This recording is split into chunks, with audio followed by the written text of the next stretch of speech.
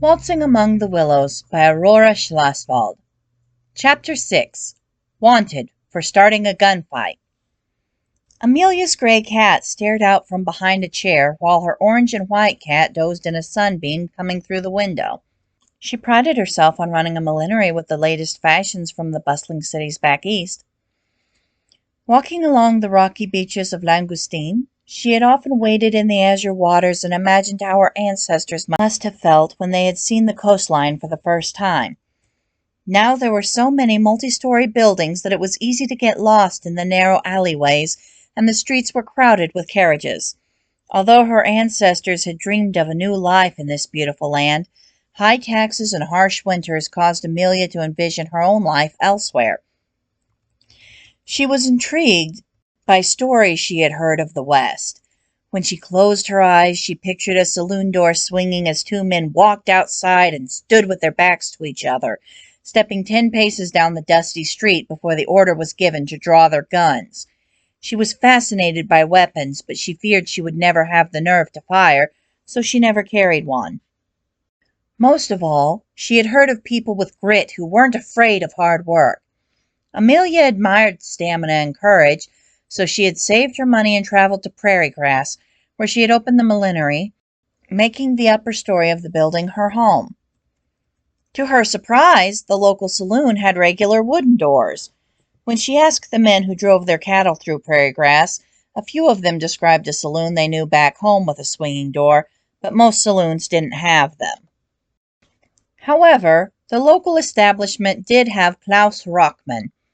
Most people of Prairie Grass liked him, for he served ice cream at his saloon, and he had the finest assortment of alcoholic drinks in the country. Although he served the usual selection of beer and wine, his daughter Rebecca also knew how to make sours, shrubs, toddies, slings, and other cocktails. Her specialties were whiskey punch, sherry cobbler, and champagne flip, but the most popular drink she served was moonshine, a family recipe preserved for generations.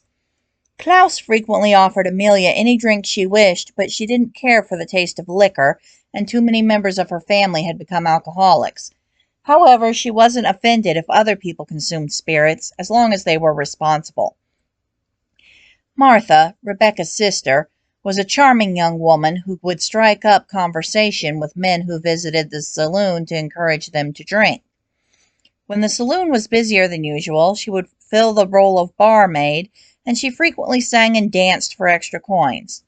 However, each time Amelia asked Klaus what had happened to the young lady's mother, he refused to speak, saying he found such memories too painful. For this reason, Amelia mistrusted him, for who could be certain what other secrets he kept?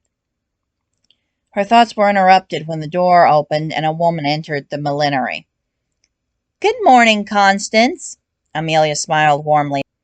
The sheriff's wife returned the smile. "Morning." As the two women began pleasant conversation, Amelia once again silently gave thanks for her friend. Constance had ridden on many trains since her father was a foreman, so no one could ever have guessed that she would take a wagon from Willows to settle in Prairie Grass.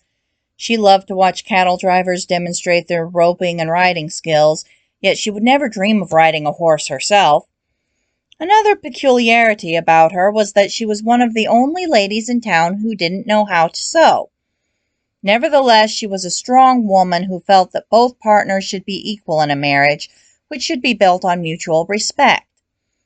She often declared that girls should have the same amount of schooling as boys, and women should be able to vote, for it was their civic duty to be involved in their communities and educate themselves about the events of their country.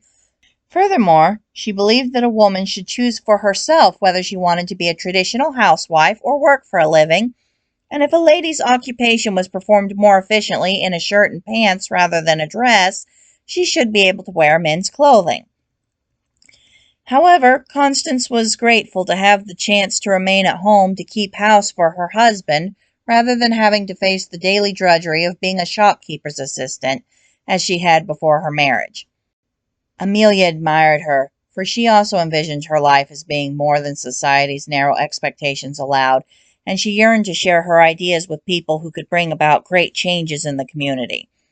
She longed to find a way to take action, for even if she received no credit, any daughter she bore would have the confidence to aspire for more in life. She wondered about the recent arrival.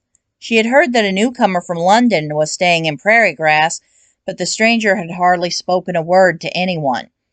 Rumors abounded that the young woman was still in her adolescence, leading many people to question what must have happened to her parents. Some people even speculated that she must have been jilted. Amelia was curious to know if the women of England had more freedom in society. Had they been granted the right to vote? Did they simply organize quilting bees, or were they able to shoot as well as text? "Do you honestly believe the stagecoach guards are merely friends?" Amelia queried. "Reckon they're more than that," Constance answered. "But Nate ain't gonna shame her none." "Of course he wouldn't." She shook her head. "I'm not sure how I feel about the situation. When Nate was married, he no doubt spoke loving words to his wife and promised her he would never seek the company of other women, and now he feels affection for his colleague. Does he not feel he's betraying his wife? If'n he'd died first, he would have wanted her to find herself another feller. Ain't no one too old to find love, and it's better to be alone while you wait for the right person than to make yourself right miserable with the wrong one. But if you lose your love and get blessed enough to find another, you ought to let your heart heal up and start a new life." Other than the stagecoach guard's friendship, which vaguely resembled a secret romance, the most popular subject for gossip was how every town in the county lacked a doctor.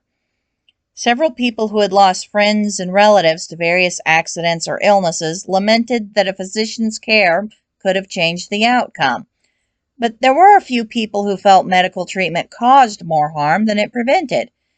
How did bleeding, blistering, or purging patients cure their ailments? Then there was the issue of gender. If most midwives were women, why weren't female doctors more common? Although some ladies had no qualms about having a male physician attend them, others would only allow a man to help with certain complaints, and there were some who would face death before permitting a man to question or examine them. To this day, the residents of Prairie Grass wondered if a doctor could have helped Paul. The young man had lived with his aging parents, but although they had a fine house, he yearned to buy a tract of land at the edge of town, thus sparing himself from having to choose between the convenience of town and the freedom of owning his own farm. In an effort to raise the money he needed, he hired himself out as a laborer to nearby ranchers. One morning, he heard that a notorious figure had been causing trouble in the surrounding towns.